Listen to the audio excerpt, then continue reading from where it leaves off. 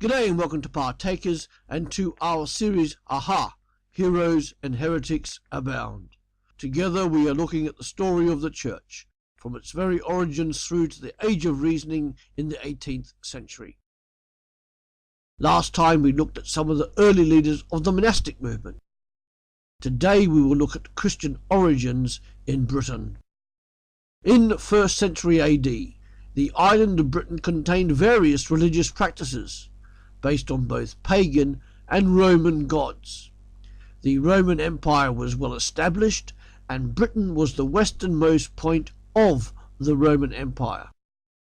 Christianity was first brought to England, part of Britain, by travellers and traders using well-known routes through the Roman Empire. As they travelled, they would have come with stories from pagan mythology, as well as the story of Jesus. However, nobody knows when Christianity actually did first arrive in Britain, although one particular story purports that Joseph of Arimathea built a church in Somerset, in England. Joseph, you may remember, was put in charge of Jesus' dead body. Here are 3 quotes from ancient texts about Christianity being in Britain. Paul also obtained the reward of patient endurance after being 7 times thrown into captivity.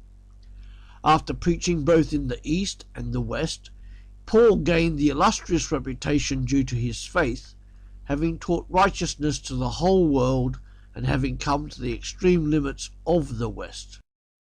That was Clement of Rome in 96 AD. Britain, remember, was the westernmost province of the Roman Empire.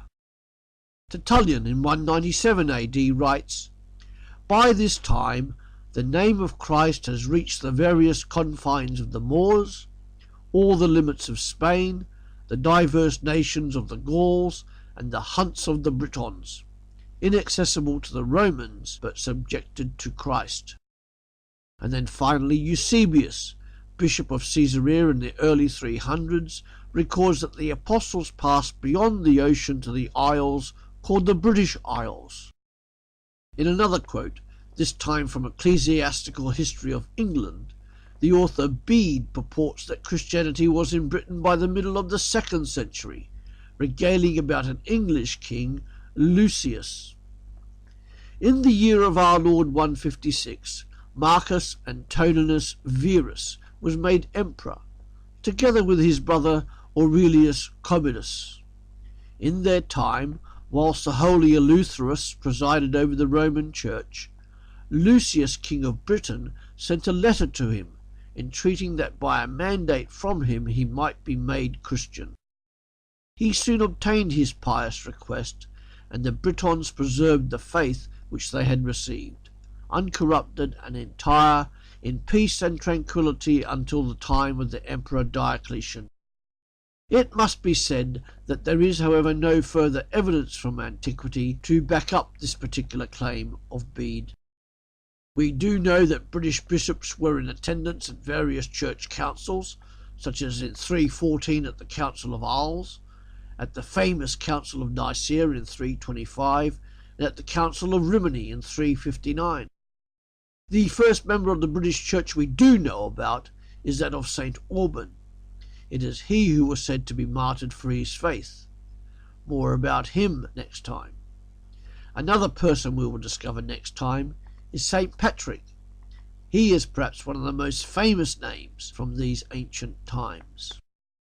During the 5th and 6th centuries, however, eastern Britain was invaded by the pagan Angles, Jutes and Saxons from northern Europe. As a result, persecution came, and the Christian church in Britain was destroyed, except for those in West Britain, the country we now know as Wales. Then in 597 AD, Augustine landed in Britain. He was sent on a mission. He was sent to re-establish Christianity in Britain. He started it in the south, near Canterbury, and proceeded out from there with his team. That's it for this time. Next time in our series Aha, we will look more closely at some of the leading figures in the early church in Britain.